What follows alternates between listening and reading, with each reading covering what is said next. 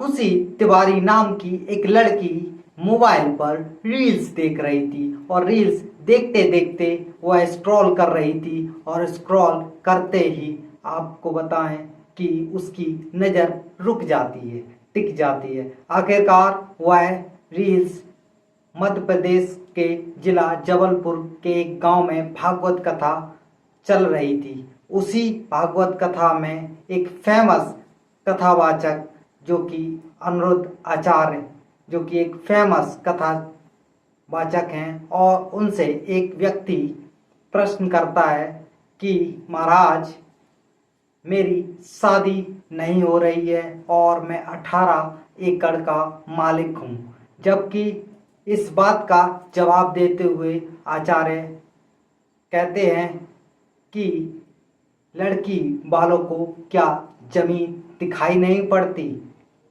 इसी बात को लेकर जब वह रील को देख रही होती है और देखते ही देखते जब उसका भाई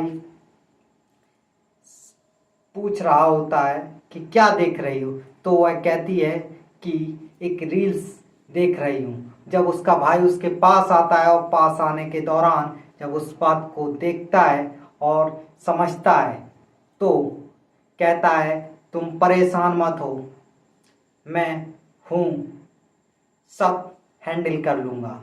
इसी बात को कहते हुए वह 6 किलोमीटर उत्तर प्रदेश के जिला कुशीनगर से लेकर एमपी तक पहुंच जाता है और कहता है हम इससे बात करेंगे। और बात करने के दौरान जब वह इस व्यक्ति से मिलने के लिए पहुंच जाता है और आखिरकार मिलने के बाद इस व्यक्ति का कत्ल हो जाता है। और कत्ल क्यों होता है, किस वजह से होता है, आखिरकार पूरी घटना जानने के लिए विस्तार से समझिए इस कहानी को।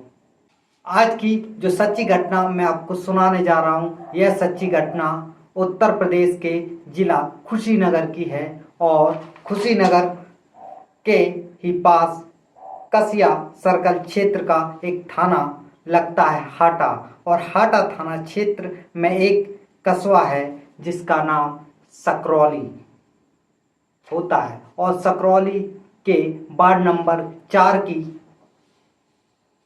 मजला नाला के पास 6 जून 2025 को यह घटना दोपहर 3 बजे के आसपास की होती है। और 3 बजे के आसपास की घटना को जब गांव वाले कुछ बकरियां चरा रहे थे, बच्चे और महिलाएं, तभी बच्चे उस झाड़ी के पास बकरियां जाती हैं और बकरियां जब पहुंचती हैं तो बच्चे की मां कहती है कि बकरियों को लेके आओ।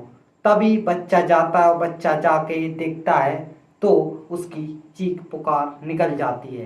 तभी उसकी मां पहुंचती है और मां जब इस हादसे को, बॉडी को देखती है तो उसको भी होश नहीं होता है। और जब चीख पुकार मचती है तो उस वार्ड नंबर 4 की जो सभासद होती है शशि चौधरी, उसको बुलाया जाता है। और शशि चौधरी के आने के बाद तुरंत जब बॉडी को देखती हैं तो नीले जीन्स और चेकदार शर्ट होती है और पुलिस को तुरंत ही इतला किया जाता है, इन्फॉर्मेशन दी जाती है। और देने के दौरान तभी पुलिस आती है, मौके पर देखती है, देखने के बाद तुरंत स्टाफ पूरा आता है और हाटा थाना क्षेत्र के जो ऑफिसर एसएचओ साहब होते हैं, चौहान साहब, उनको और फॉरेंसिक टीम के साथ सारी बॉडी को चेक किया जाता है। तभी देखने को मिलता है कि उसकी गर्दन पे चाकू लगे हुए होते हैं। और तभी इस बात को देखते हैं और एक एंगल से जांच करते हैं और उस बॉडी को अपनी गिरफ्त में लेने के दौरान सबको कब्जे में लिया जाता है और पोस्टमार्टम के लिए भेज दिया जाता है। तभी उसकी जांच के लिए अड़ोस पड़ोस के पुलिस थानों में भेज दी जाती है और कहा जाता है, जो भी मुखबिर होते हैं उनको भी सूचना दी जाती है कि यह बॉडी किसकी है, और कुछ समाचार पत्र के माध्यमों से निकलाई जाती है। लेकिन इस पूरी बॉडी के बारे में कहीं से कोई भी किसी भी तरीके से सूचना नहीं मिल पाती है। तभी 27 या 28 जून 2025 की यह बात है।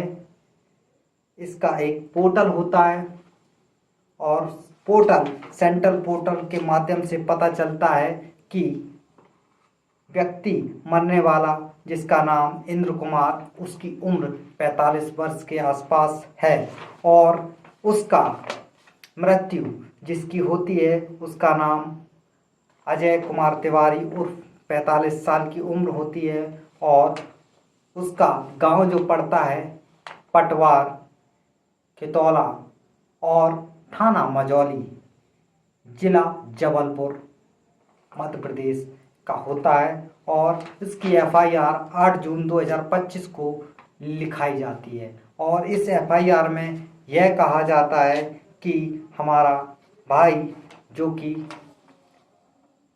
6 जून से लापता है और इसकी कोई भी जानकारी नहीं मिल रही है। हमने सब जगह खोजा भी ना, लेकिन कोई भी जानकारी नहीं मिल रही है।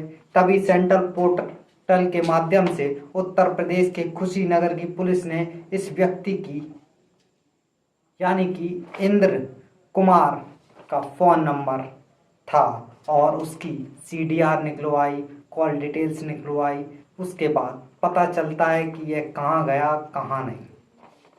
सारी लोकेशन निकलने के बाद पता चलता है कि यह कहाँ ठहरा, कहाँ रुका, और उसके बाद पता चलता है कि यह 3 व्यक्तियों से कॉल की।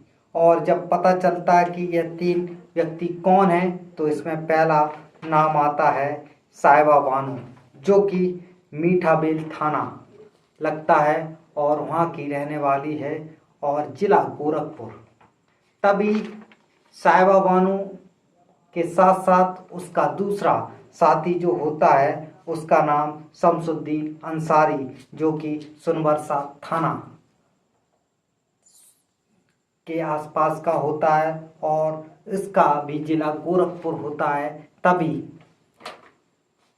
उसके ही साथ का एक तीसरा साथी होता है जिसका नाम कौशल कुमार, थाना गौरीगंज, गौरी बाजार, जिला देवरिया होता है।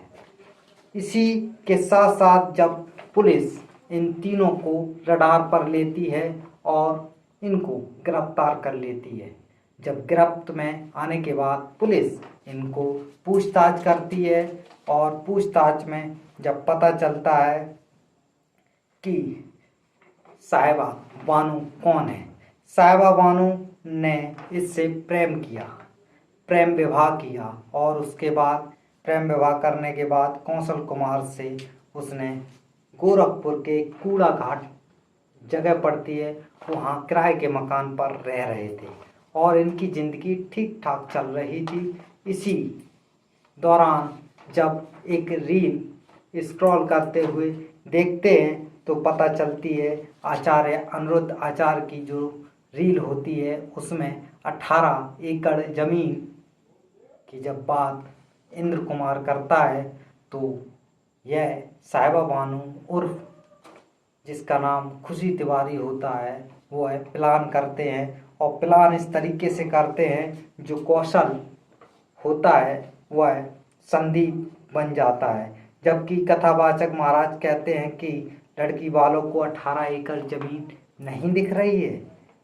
इसके बाद उसका पति होता है कौशल तिवारी, अपने पति का ना बनकर भाई का बनकर, जिसका नाम संदीप रखा जाता है, और उसको भेजती है लगभग 600 किलोमीटर दूर। और 600 किलोमीटर दूर जो कि जबलपुर जिला पड़ता है मध्य प्रदेश के अंदर, वहाँ पर इंद्र कुमार से मुलाकात करता है, और इंद्र कुमार से मुलाकात करने के दौरान कहता है मैं अपनी बहन का रिश्ता खुशी तिवारी आप से करने के लिए आया हूँ। आप तभी यह बात सुनता है इंद्र कुमार, और इंद्र कुमार खुशी होता है, तभी उसको एक होटल में ले जाकर उसका खान पान, मान मर्यादा, मान सम्मान रखता है और करता है। उसके बाद उसका फ़ोन नंबर आदान प्रदान कर लेता है। इसी के चलते हुए जब पता चलता है और आता है तो 27 मई 2025 के बीच इन दोनों की आपस में बात होने लगती है, साहिबा बानो यानी कि खुशी तिवारी की। और खुशी तिवारी और इंद्र कुमार जब इस काफ़ी बातचीत होने लगती है, तभी खुशी तिवारी इंद्र कुमार को गोरखपुर बुलाती है। और गोरखपुर बुलाने के दौरान जब कहती है 2 तारीख को आप आ जाओ, और आने के बाद यहाँ सारी शादी का प्लान करते हैं। तभी 2 तारीख को इंद्र कुमार आता है गोरखपुर, और गोरखपुर आने के बाद 3 तारीख को एक साहिबा बानो खुशी तिवारी हलफनामा बनवाती है।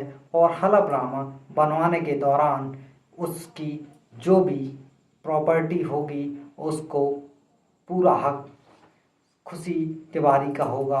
ये सारी बात, कोई कुछ भी होता है तो उसके बाद सारी ज़मीन जायदाद प्रॉपर्टी की मालिक खुशी तिवारी होगी।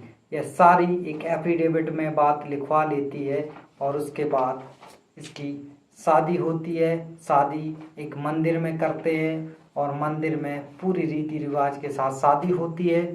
शादी होने के बाद जब यह लोग एक होटल में खाना पीना खाते हैं, और खाना पीना खाने के बाद अपना स्वागरात का टाइम होता है, और उसी समय